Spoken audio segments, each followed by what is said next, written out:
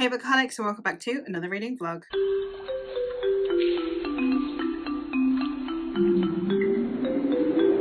For today's reading vlog, we're going to be starting my magical readathon plans. I am going for the professorship higher calling in the magical readathon, which means that I have more limited prompts, which is unfair, but amongst them I have the options of something off of a best list of some kind, something to annotate, and non-fiction are my three core prompts. So I think I'm going to do a vlog for each of those. I already have one done, my horror vlog that has recently gone up. All of those are on best modern gothic lists of some kind, so I will be counting those, which means that this week we're going to move on to the non-fictions. Now I have 5 non-fictions on my physical TBR, and before I move I'm prioritizing my physical TBR. So I've got my 5 non-fictions. What I'm going to do is I've got 2 by the same author, so I'm going to just remove one for now, and then I'm going to roll a 4-sided dice. I'll allocate each one of these a number, and whichever number on the dice comes up I shall read, and we'll just keep going like that. So I will then add the other one back onto here and it'll be 4-sided again, and then once I get to 3 I'll probably do a 6-sided dice, and if it's numbers 1 or 2 it'll be this one, 2 and 3 this one.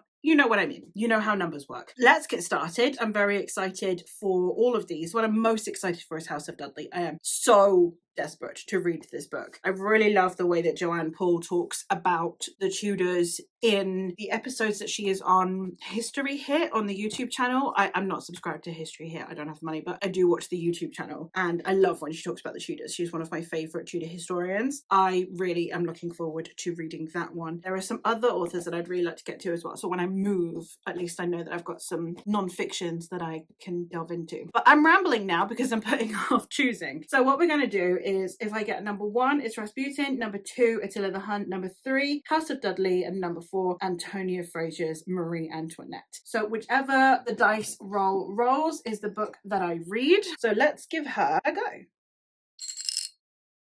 And we got a 4. Okay, so that means that we are reading Marie Antoinette by Antonia Fraser. Now, I've never read Antonia Fraser before. I picked up both of her books from a charity shop, the 2 that I own. Marie Antoinette is a historical figure that I find really fascinating, especially because of the way she's portrayed in media. Because she's still portrayed in media the way she was portrayed in propaganda by the anti-monarchists. You know, the whole let them eat cake mentality that is just not accurate, it's not true, and she was no worse than literally anyone that came before her. So I'm really fascinated to see what Antonia Fraser does with her and how much information we can get on her. This does come with pictures inside, which is always very exciting. A few sections of pictures. I don't know if you can see, but any of these like ridges here are sections of pictures. I'm excited. I really am. I think I'm going to be running 2 vlogs parallel, so I don't know which one would potentially come out first, because I'm going to potentially be doing this and then also my obligation reads, because they are digital. I need to get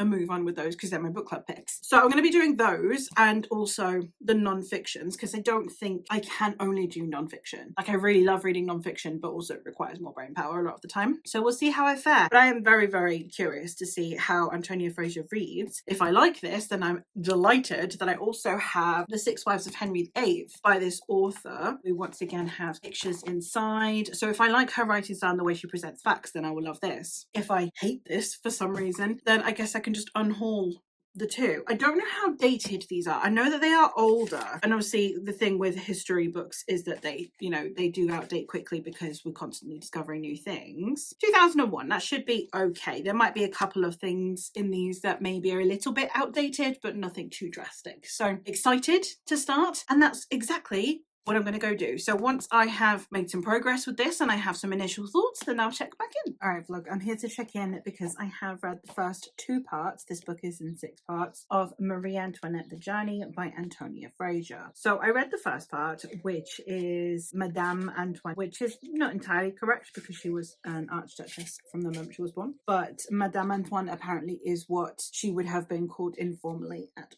home, which is what we're seeing. We see the very early part of her life. So from her birth through to her engagement to Louis XVI of France. And we see circumstances of her birth. We see a little bit about her parents, about her family life. I really like that Antonia Fraser cites her sources as well. Like the appendices at the back is huge, genuinely just huge. And I am here for it. How many pages do we have? 80 pages worth of notes and appendices and sources, which is absolutely fantastic. That's exactly what I want from my non-fiction. For enjoyment's sake, I do generally prefer my non-fiction to have much more flow to it than this does. This does feel a lot more informative, a lot more stopping to give you footnotes, a lot of markers that can tell you where to look for in the notes for further sources. For the sake of enjoyment, much prefer ones that flow more like they're telling you the story of someone's life. I think in recent years, I've just gotten to the point where I'd much rather someone cite their sources. Like, even if it disrupts the flow a little bit. When I first started reading nonfiction, it was like, oh, this is really boring. I don't want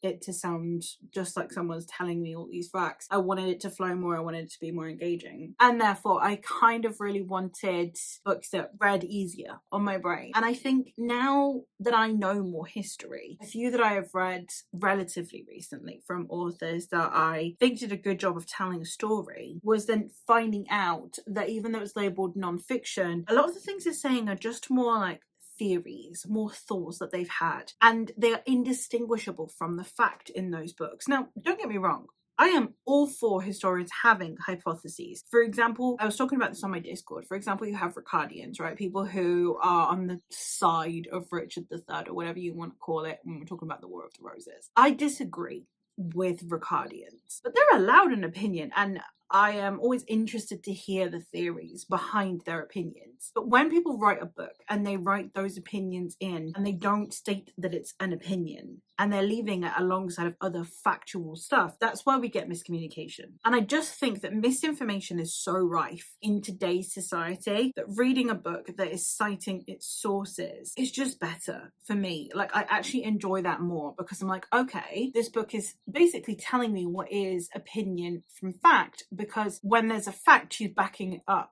sort of thing. At the minute, I've not seen anything that particularly sounds like an opinion. She even cites sources and how credible those sources are. So there's a source in here, she says, you know, this woman, but she has known to get things wrong in the past. Fantastic. We got this information from here. This is the word that we're taking. It's not always reliable, so do with that information what you will. I love it when she's doing that. So yeah, I am now at the point where I would much rather just have my sources cited, even if it ruins the flow of the book, because at least I feel like I'm learning something and I'm not going to then be responsible for touting misinformation. The second part was as the bride of Louis XVI, as the new Dauphine, the crown princess of France. And now we are about to go into the part which is where she is queen consort. So once her husband ascends the throne, she becomes queen consort. I'm really fascinated when we also see some of the traditions that are talked about in here. And I really like that Antonia Fraser does a really good job of suggesting things that are going to affect our modern sensibilities that we shouldn't look at in that way. So for example, when Marie Antoinette first arrives in Versailles, she is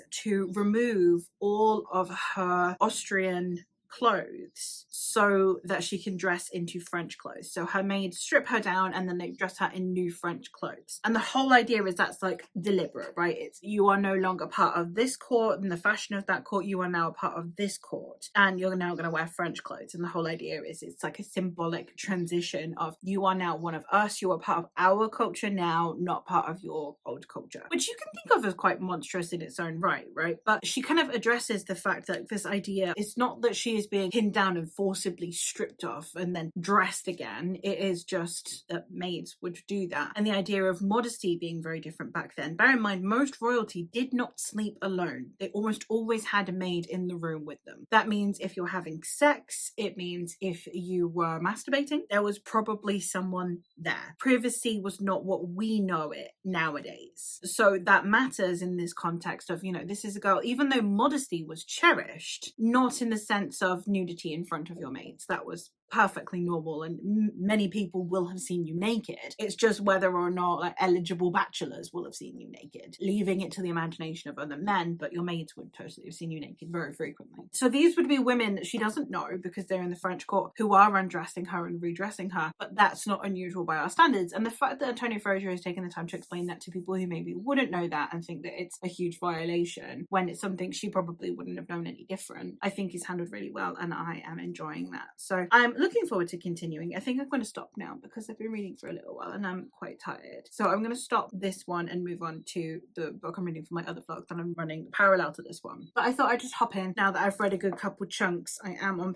page 140, so that seemed like a good enough ways in to kind of check in and at least comment on the type of non-fiction that this is. I think I'll be able to comment a bit more on her life because at the minute, again, we've literally just had her entire childhood up until the point that she marries the Dauphin, then when she becomes the Dauphine, and now she's going to become queen, which happens relatively quickly. Her and Louis are quite young when they ascend the throne, which is a huge responsibility. So I'm really curious to see how that's going to be depicted in here. I also really like that we have a huge discussion around the difference between the propaganda that was spread about Marie Antoinette and therefore people's perceptions of her versus the woman that she actually was, and the way that Antonia Fraser is trying to dispel that and explain where that propaganda comes from, including the let them eat cake, which apparently had been around for over a century. I knew that it had been attributed to multiple princesses. I didn't know that it dated all the way back to a century prior to her life is the first time that the let them eat cake had been used, and now hundreds of years later it's stuck specifically on Marie Antoinette when there's no evidence of any princess having ever said it. So I really like that Antonia Fraser is taking the time not only to explain the facts but also dispel the myths, or at least explain where the myths might have come from. So far so good. I'm looking forward to continuing. I will let you know once I've read. This is in 6 parts, so I think every 2 parts should be a good enough update.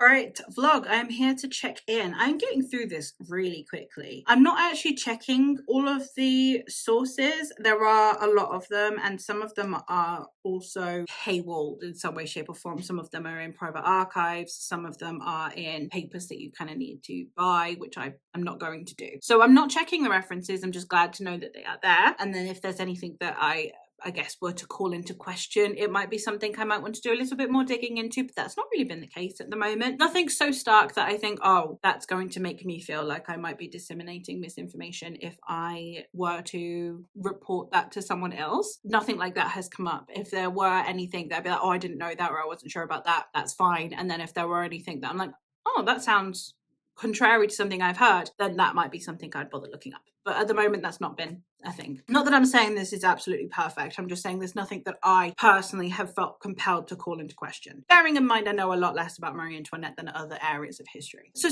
far in these 2 sections, so we have had her ascension to the throne and then her also becoming a mother. One of the things that I really liked about the way that this was presented, which is basically her reign before she begins to fall from popular opinion. And I will point out that it is Marie that falls from favor as opposed to, I mean, Louis as well, but they mostly pick on her. That's why we remember her.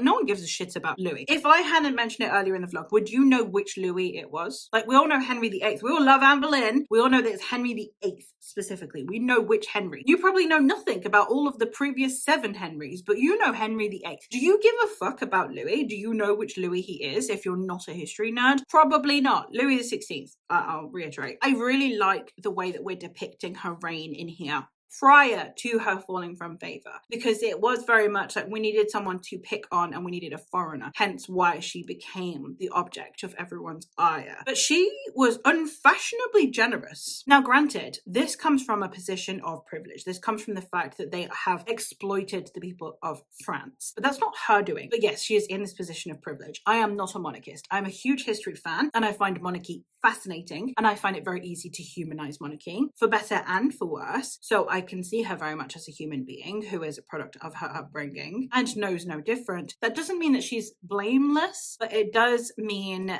that I always find it fascinating when she is the one person that is vilified so heavily in the French Revolution. She is the reason, because she was such an extravagant spender. And it's not that she's not, it's that she's not hugely dissimilar to anyone else in the past. It was just the change in environment experiment. Bear in mind, we'd not long had the American War of Independence, which France took part in. So you'll have had loads of generals and soldiers that will have gone over and seen what liberation in America looks like, and will have come back and conveyed that, and then there will have been the idealism that comes with that as well. So there'll have been lots of factors going on here in France at this point. It's not, and we needed someone to blame, and we're going to blame the foreign lady as opposed to the divinely appointed king. I really liked seeing the way that her reign is depicted in here, because it's not depicted as this perfect thing. It's not depicted like she is some poor innocent victim who had no say in the matter. Like, you know, Louis not listened to her in the sense that you would a partner now, but she wasn't this, you know, I'm going to shove you in a closet and ignore you kind of wife either. They seemed to have had quite a respectable relationship for this time period. You know, she birthed sons, which is, again,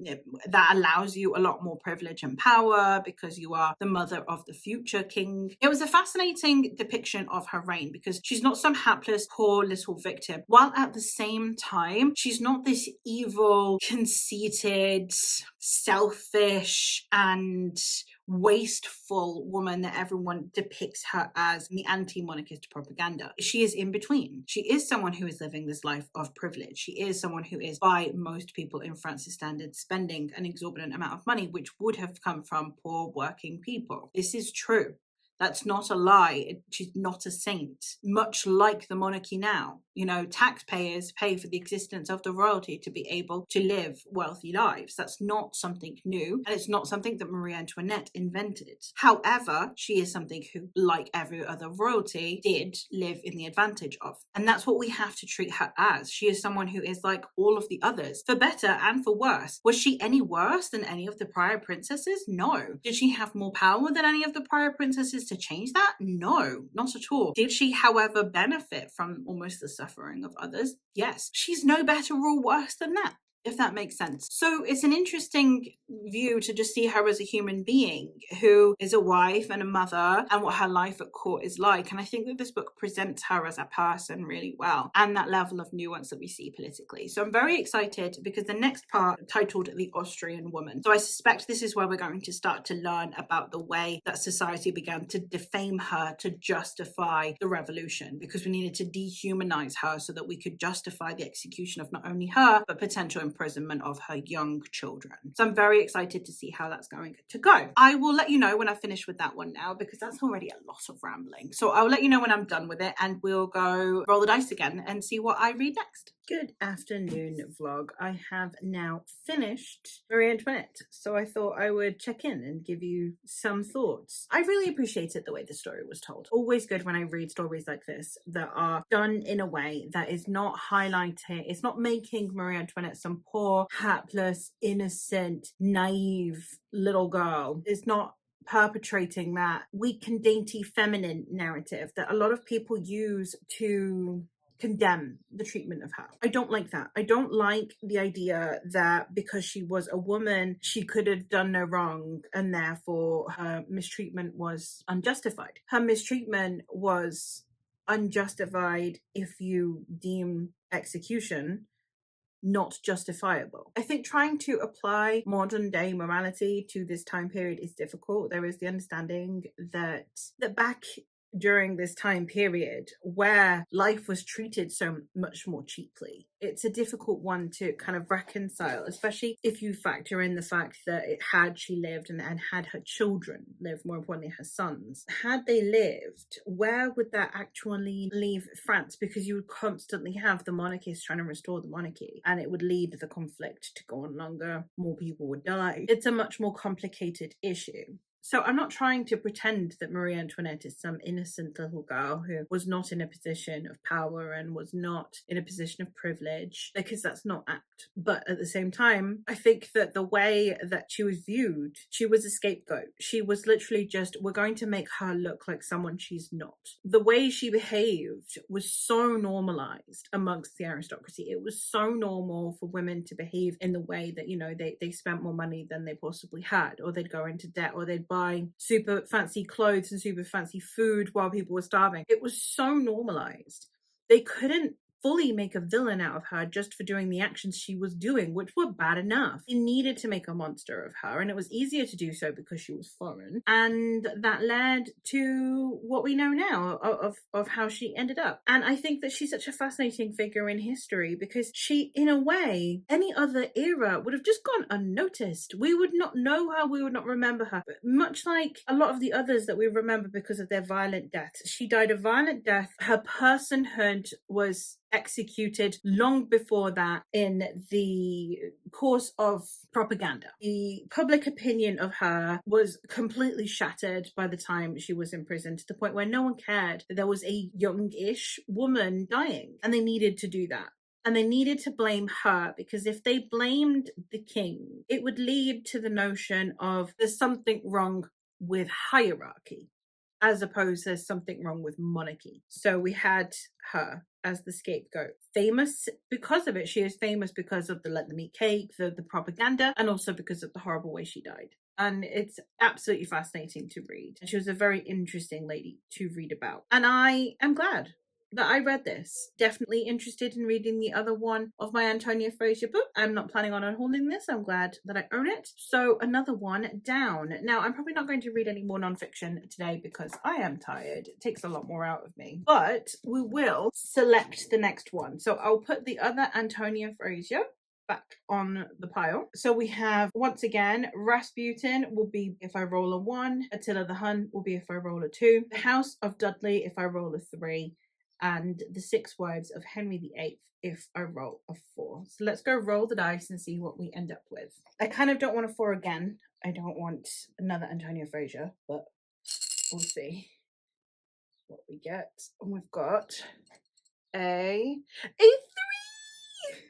Guys, we got a 3. That means I can read The House of Dudley. I'm very excited for this one. This is, as I said, by Dr. Joanne Paul. Joanne Paul is a historian I first heard of on History Hit, which is a channel that is run by Dan Snow. I watch it sporadically. I don't watch it quite as religiously. If you do want a really good history YouTube channel, 2, I would recommend Archeo Death, where it talks about mostly funerary acts that we have of mostly, I think, early medieval history in Britain, mostly a lot of like Viking burials and things like that. And also History Calling. History Calling is another one that I really, really love. Seems really well researched, and that is mostly late medieval, early modern England. So you're talking War of the Roses through to the Tudors for the most part. She does cover a lot more, but those are the kind of the bread and butter. But back to this book. So we have Dr. Joanne Paul, who is a Tudor historian specifically, who is kind of like one of the Tudor experts that you see over on History Hit. She hasn't been on for a while, actually. I really need to look up more by some of the other historians on there, because they've got some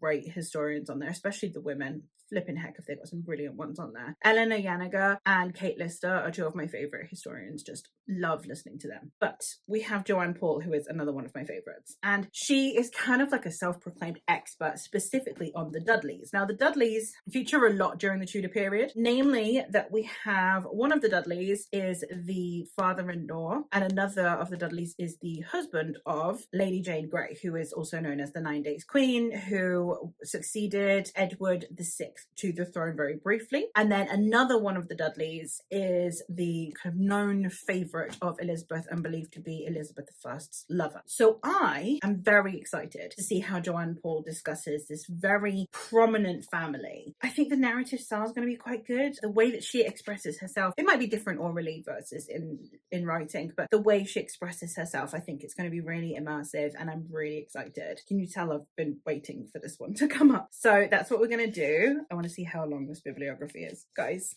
when I tell you that I love historians that actually give a shit, this is the notes and bibliography. That is nearly 200 pages of notes and bibliography. I love it. I'm here for it. I'm super excited. You know, when you've got an author that's citing their sources this much, what could possibly go wrong? I am desperate to get to this. So I might start a little bit of it today. I'm not gonna lie, I am a bit tired and I'd rather not waste the brain cells, but I have been waiting for this one, so we'll see. I am gonna go regardless, but I am a very happy bunny. Hey vlog, I'm here because I have now finished part 1 of the House of Dudley, so I thought I would check in. So far in this first part, we've basically only really seen one prominent Dudley. We are in 1500 to 1510. So of course, for anyone who knows their history, we are following Edmund Dudley for the most part, who is the grandfather of Robert Dudley and father of John Dudley, who we will eventually see. I suspect we've got some Dudleys to go. In this first 10 years, we are seeing the way that Edmund Dudley is beginning to rise in power. Edmund Dudley is a man who, the descendant of, what was his name? John Dudley of Atherington. That's the one. John Dudley of Atherington, who is knighted. Edmund himself becomes the sort of financial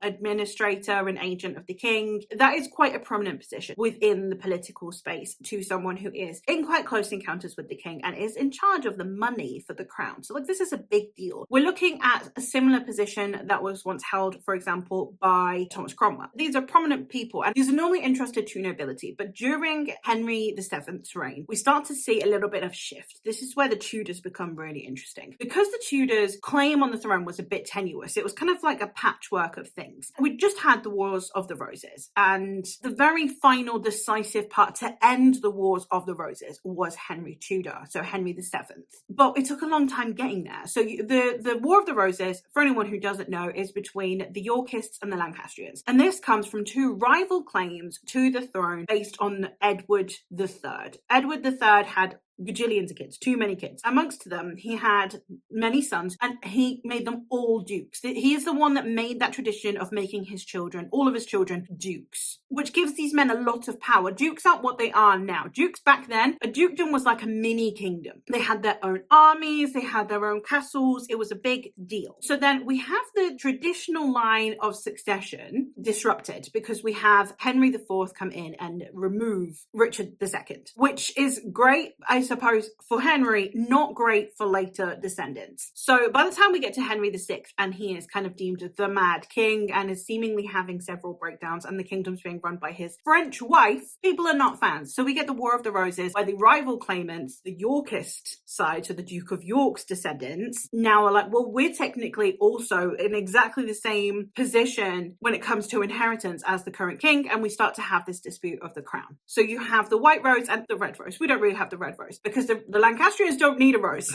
They have the royal crest of arms because they are the current monarchy, and then we have the white rose. After the War of the Roses, there are no Yorks left. York wins, and then by the end of it, there are none left apart from Richard. So we started out with 4 Yorkist men, 5 if you count their father. By the end of it, by the end of the first bout, we're down to 3. But all of them have sons. So you think, yay, York is secure. No, because they all kill each other. And then we are literally down to Richard. We literally only have Richard III left. And he's not very popular. So in comes Henry Tudor, who is a very obscure person. He's through an illegitimate line. He's Lancastrian. And he basically wins by right of conquest, which just means that he beat the current king in battle. And given that there's no one really to oppose him, because he beats Richard III in the Battle of Bosworth, who is the last king to die on the battlefield, by the way, we then are in a position where we can't really say no to Henry Tudor because we haven't got anyone else to put on this throne. So now we have this kind of like sort of aristocratic man. He's got more Welsh heritage than anything else. The Tudors were a Welsh family. We're not fans of Wales at this time, by the way. You know, it's not a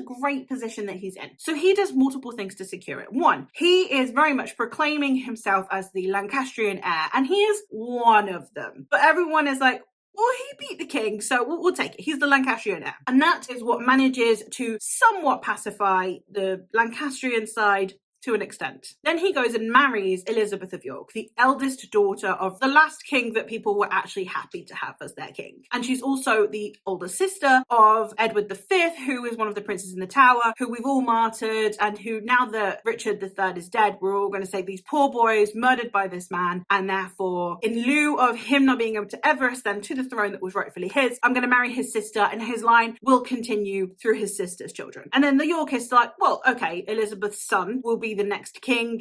it's still the Yorkist line. So that's how he manages to pacify all of those. But everyone's a little bit like, he's got his through an illegitimate line. The Yorkists have got theirs through a woman. It's not ideal, especially when the Earl of Warwick is still alive. He is a child, but he is still alive. It's all a little bit tenuous. So what Henry starts to do is he starts to promote people around him that are not from the old family. So he's got enough old families around him to not piss them off, but he starts to raise a few people that are going to be solely loyal to Tudor. They're not Yorkists, they're not Lancastrian, they're Tudor through and through. A tradition that Henry VIII, his son, continues on monumental levels, especially because of different reasons for loyalty purposes, which I won't get into now because we'll be getting into a Henry VIII section, I suspect, in this book. But for now, you need to know that Tudor is interested in raising people. And then he also has Dudley working for him as a financier. So, this is where we first start to see the rise of the Dudleys. It doesn't go very well. If you know your history, you know where Edmund Dudley ended up, and it wasn't the prettiest place in the world. But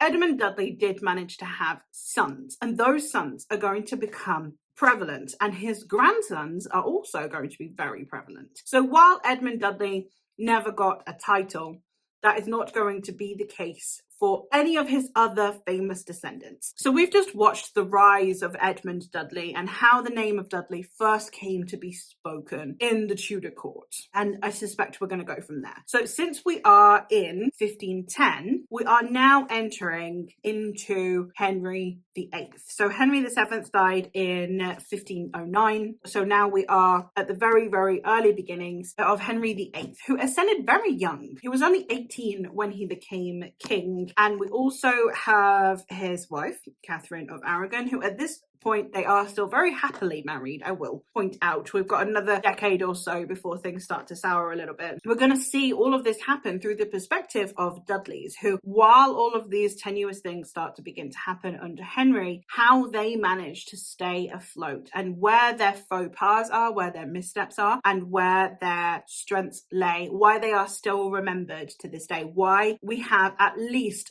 3 Dudleys that are noteworthy in history. And I'm really excited to see how Joanne Paul is going to present that. I'm really liking the non-fiction aspect to it. Now, granted, it is a little bit choppy in the sense that there are hugely prevalent and important things happening in England during those, for example, the 10 years of part 1 that are not really featured in here because it's completely irrelevant to Dudley, aside from cursory mention here or there of why he would be in the circumstances that he's in, or to give you a little bit of circumstance. That's not relevant here. So I wouldn't say this is a good introduction to the Tudor era because there are things that are just not going to be mentioned because it's not relevant to the Dudleys. But I don't know why you would start a Tudor era with a tertiarily important family during this time period. Do with that what you will. But I am really enjoying the way that this is being told. I'm really liking the way that the people are being presented and the level of intrigue and political machinations that we're already seeing in these early phases that you can help you understand how we're going to have this much history still left to go from this one man and the way that he social climbed. So I'm having a great time.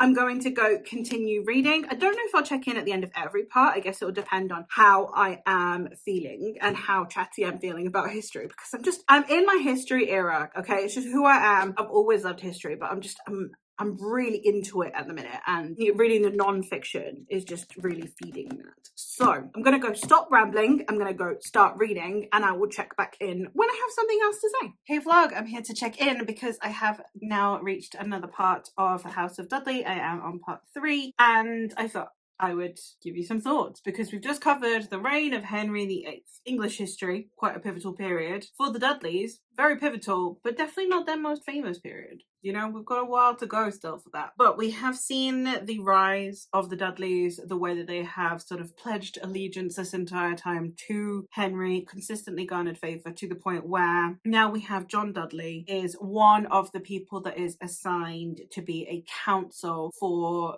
the regency of Edward VI.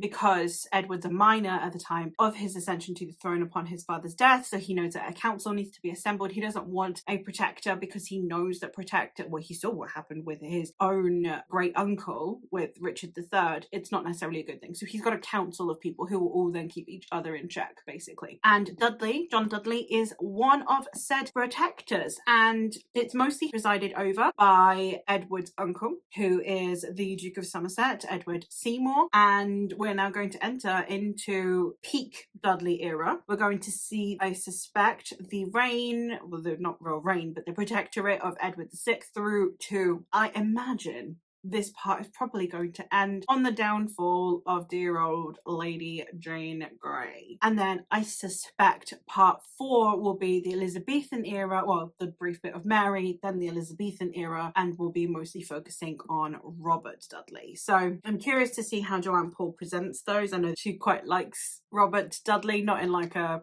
creepy way.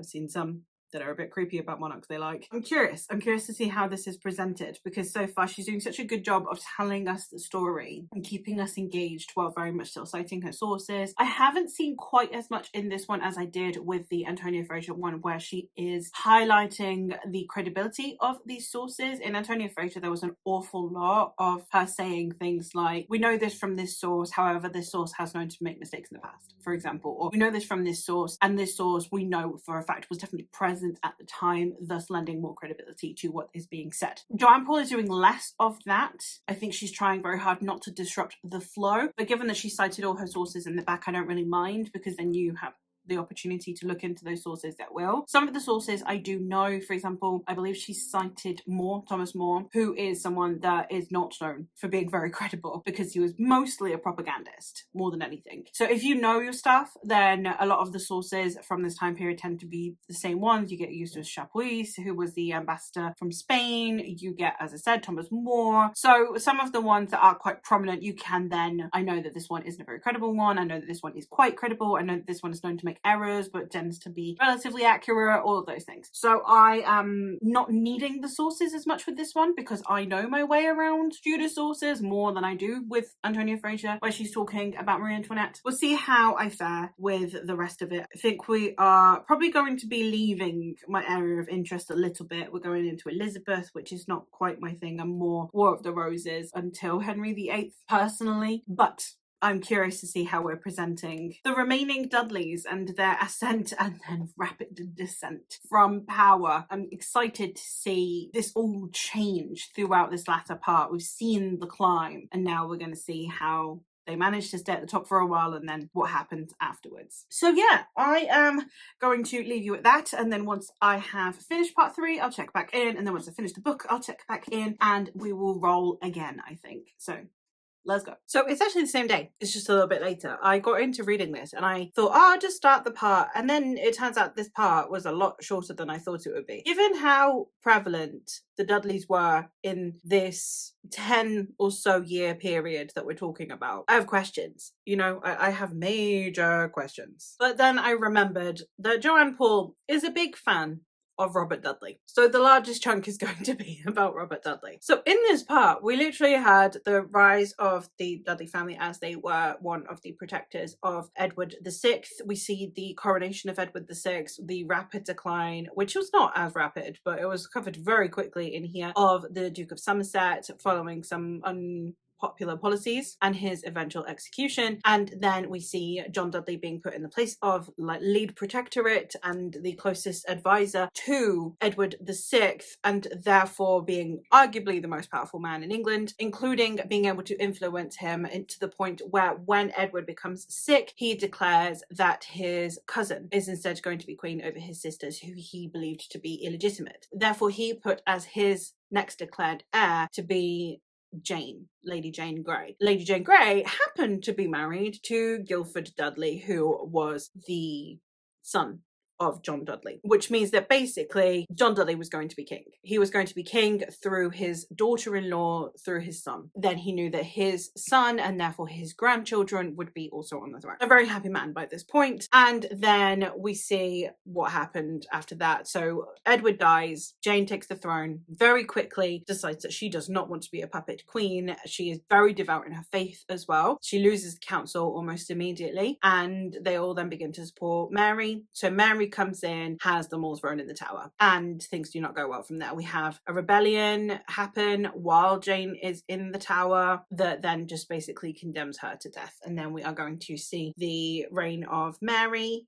through to, I suspect, the death of Robert Dudley. That was a lot of things that were covered in such a short chunk of this book. I was expecting this part to be the longest part, not the shortest part, because by the end of this part, for prevalent Dudleys, like really prevalent Dudleys, we have Robert left. Don't get me wrong, there's at least 2 more that are alive, as far as I'm aware, out of the men. There are 2 other men, I think, alive, but we really only have Robert to play with at this point. But he was very, very prominent in the Elizabethan court. So we're going to need to see him survive Mary's court before we get to him being in the Elizabethan court. We're going to have to see his imprisonment, him being branded as a traitor, him being forgiven and befriending Elizabeth, and the times that Elizabeth considered marrying him, all of those things. They're going to be here in the book. So I am very excited to see how this is going to go. So much of Robert. It turns out that we're really here with the first half of this book was just a prelude to get to Robert Dudley, I swear, which is fine. Again, he's an interesting enough character and he is consistently misportrayed in films anyway. So it's going to be fun to see it from someone who has a bit more expertise on the subject matter. So that's the plan for now. Another check-in. I did not expect to do another check-in today. I genuinely thought, oh, I'll just get a little bit of reading done. And then I'd finish the part and I was like, okay.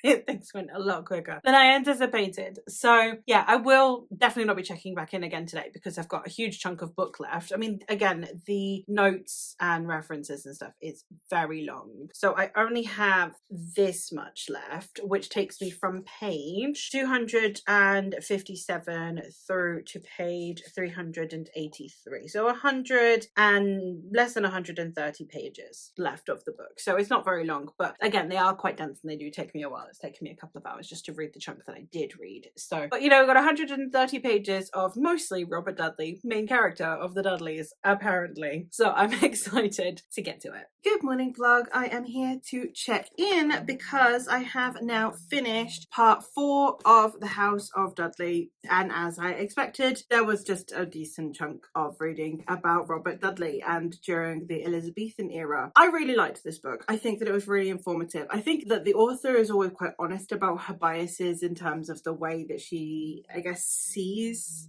the Dudleys. They're clearly people she's fascinated by, hence why she's written a book about them. But I never felt like her biases were then telling me how to feel about the people. One of the things that I do struggle with a lot of historians is when they try and write a biography or write a history and they're trying to share those feelings with you so that you will feel the same, as opposed to just, here are some people I'm interested in, here are the things I know, come to your own conclusions. Every book has bias, even non-fiction. Every book has bias. A non-fiction book is written with purpose, so therefore it has bias. But I think that Joanne Paul did a good job of almost showing what her biases are and therefore not leading me. And that's what I want from my non-fiction. So far I'm having a really good time with both of the ones that I've read. I think I'll squeeze one more in. I don't think I'm going to have much more time to read more than one, especially because I've got the Wives of Henry VIII one, which is quite long. But since we have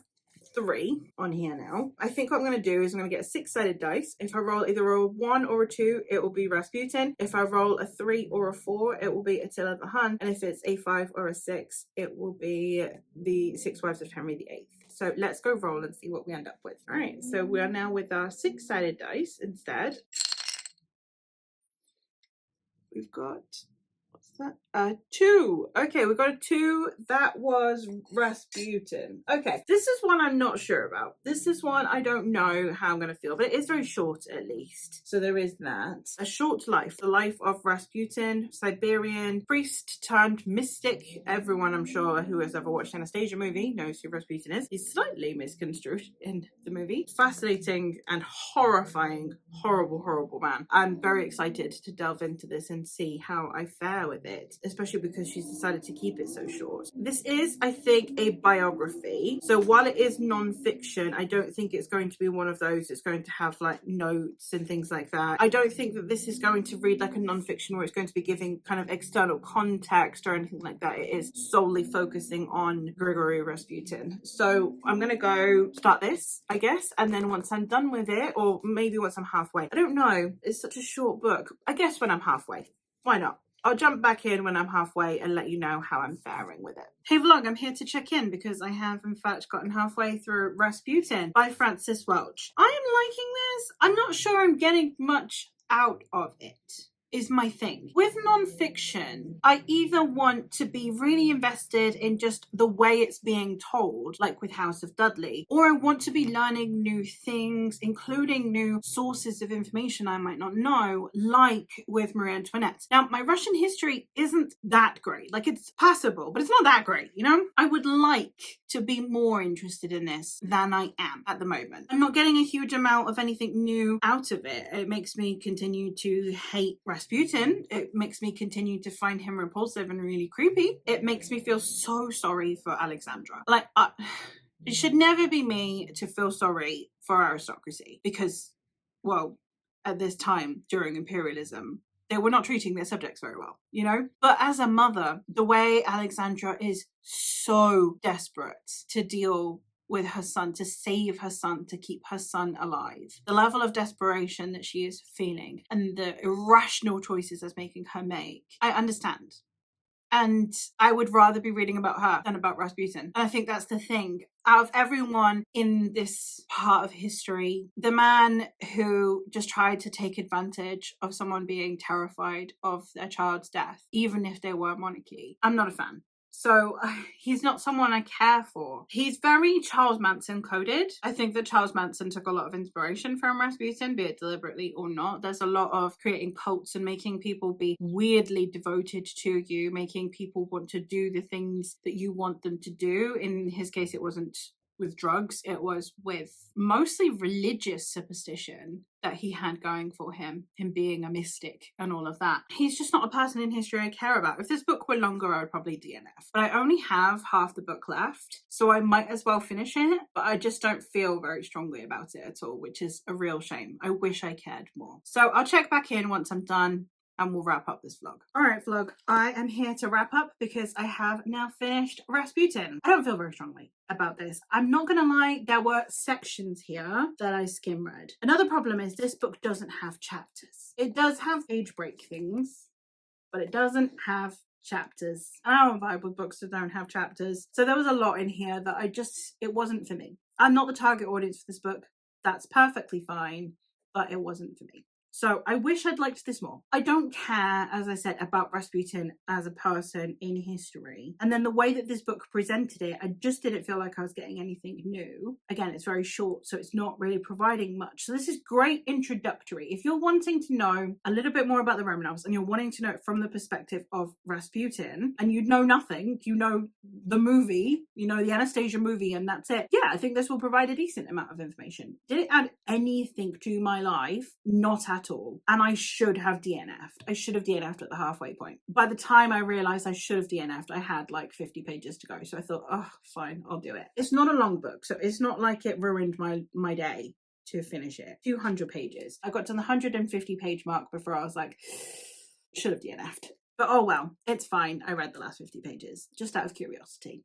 So that's done. That does mean that for this vlog, I did manage to read 3 non-fictions, which is probably the most amount of non-fictions I've read consecutively in a hot minute, because normally I read them very intermittently. So we started with Marie Antoinette by Antonia Fraser. I really liked this. I really did appreciate everything that Antonia Fraser put in terms of clarifying sources, in terms of explanations for where the information comes from, as well as it not completely ruining the flow and making sure that she is highlighting where we can find those sources should we wish to. So I really did appreciate this. I feel like I learned things about Marie Antoinette as well. Like, she's not someone that I know a huge amount about, so there was more room for me to learn things about her, but I definitely think that I learned more than I expected to. Not like in spades, it wasn't like revolutionary, I have now completely learned a whole new thing, but there were just like details and elements that I really did appreciate about her life, especially pre-revolution as well. So that was great. One where I arguably didn't learn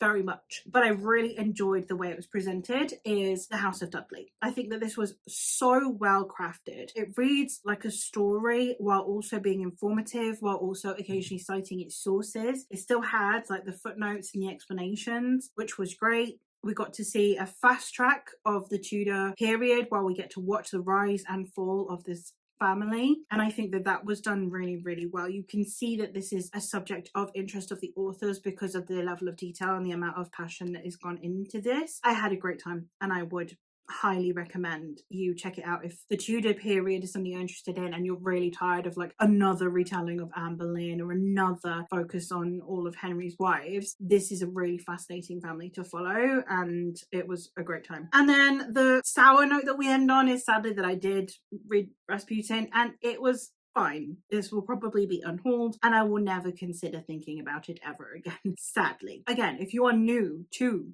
this time period, this could be of interest to you. It's not one I would deter you from. It just wasn't one that provided any information for me of interest. And there you have it. Those are the 3 books that I managed to read for this vlog. I think I've been very successful in my endeavours, if not slightly disappointed with that last one. But regardless, I am glad that I managed to get through this massive chunk of my TBR, especially with non-fictions being things that I procrastinate on, and I really shouldn't because I do enjoy them when I read them. But let me know, what are some of your favourite non-fictions, especially historical non-fictions, which are more my interest. I'm not really big on biographies, self-help or anything like that, but like historical non-fiction, always excited for. So let me know, what are some that you would recommend? I've got some recommendations from my Discord recently as well, which I'm very excited to get to, hopefully once I move. But in the meantime, let me know if you've read any of these and your thoughts on them, or if they are periods of history that you find particularly interesting. But yeah, that is all from me for today. So thank you ever so much for watching, and I'll hopefully catch you in another one soon.